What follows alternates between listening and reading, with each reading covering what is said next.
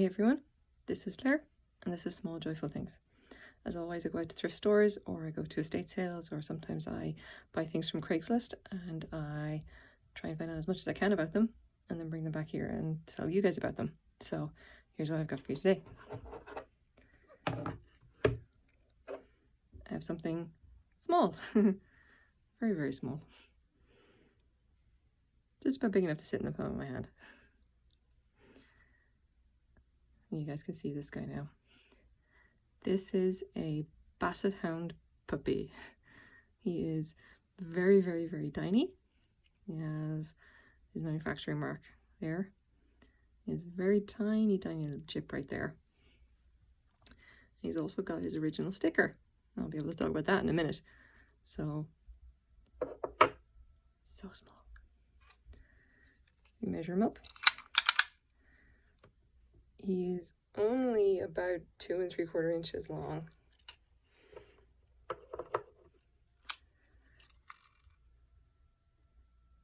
And maybe 2.5 inches high at most. Tiny little figurine. He has the most adorable face. He is so nicely glazed. He is so nicely detailed. Hand-painted puppy. Okay, so where did I get this guy? Bought this guy for $2 in a thrift store because I picked him up and thought, oh my god, that's so cute. And then turned him over and I thought, oh, check that out, it's got his original sticker, isn't that cool? Now the original sticker here, if you see it, says Reg US Patent Off. Registered US Patent Office, Norcrest, crafted in Japan. So this little puppy is Japanese. So that's some information for you guys now.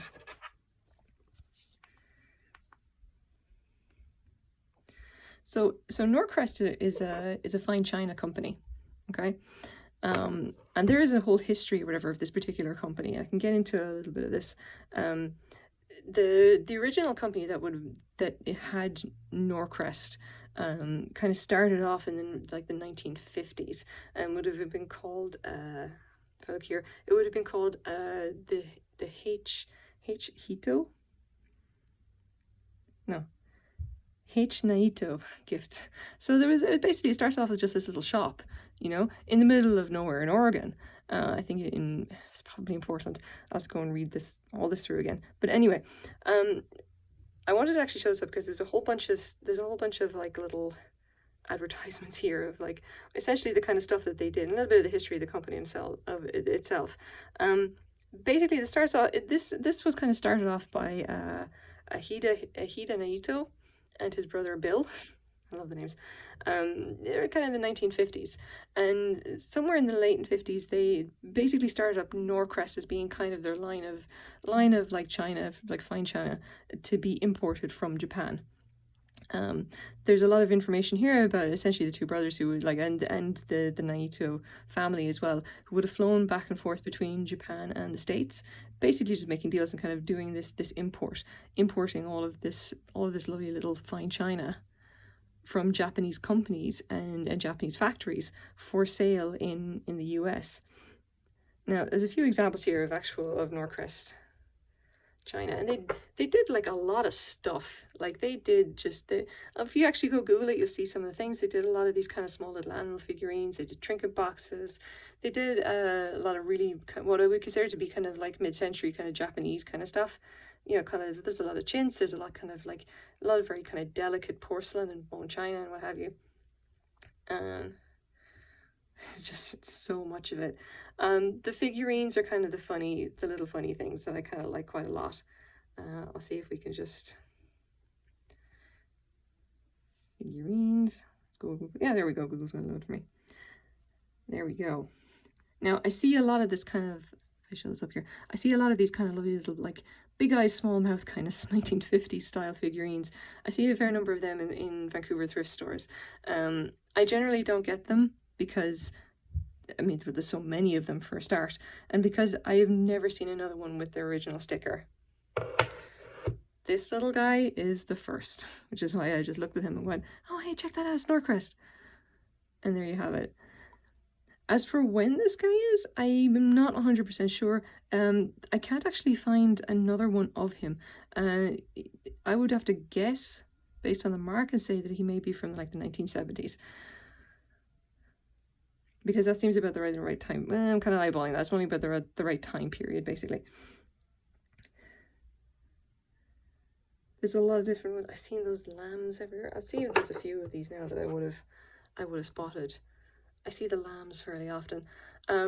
There's a couple of these little planters. I don't see any in here. Then they show up fairly often as well. It'd be stuff like things that look like little blocks, like little letter blocks, or things that look like little padded boxes, except it's made out of porcelain.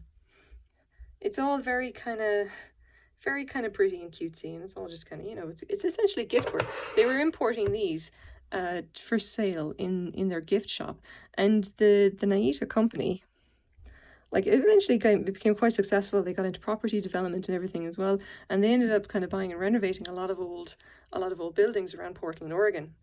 And it just yeah, there's a lot of stuff. They did a lot of different types of gifts and everything like that. I think for nowadays, what Norcrest anyway is most well known for is their ceramics. You see here goats. And there's a picture of I don't think that's the two brothers. I think that's actually two of the businessmen involved. I've never seen this guy. This is apparently the most popular Norcrest figure out there. They sold about 1 million of them. I've never seen one around Vancouver. Make it that wish it will.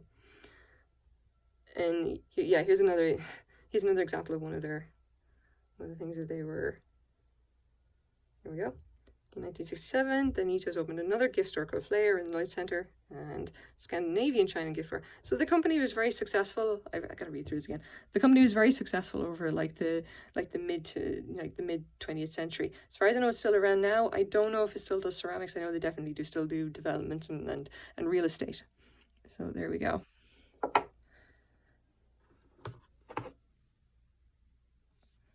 I was going to show you more stuff, but now I've gone and lost the page.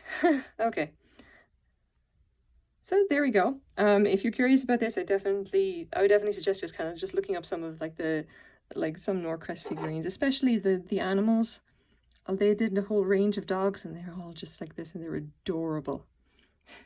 So there's a look at the guy's face. He's so cute. He really is. I love the little hat. It's such a shame that there's a tiny little chip there. It's hardly even noticeable.